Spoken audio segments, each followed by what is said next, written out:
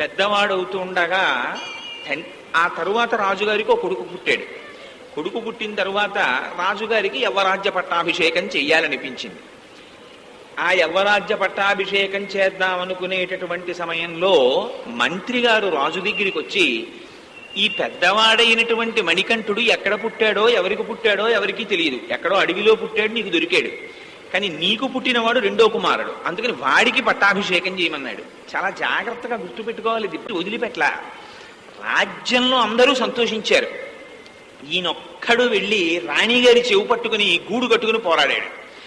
అసలు మీకు పుట్టని పిల్లవాడికి పట్టాభిషేకం ఏమిటి, పుట్టిన పిల్లవాడు వాడి దగ్గర సేవ చేయడం ఏమిటి, అందుకని మీకు పుట్టిన పిల్లవాడికే పట్టాభిషేకం చేయమన్నారు.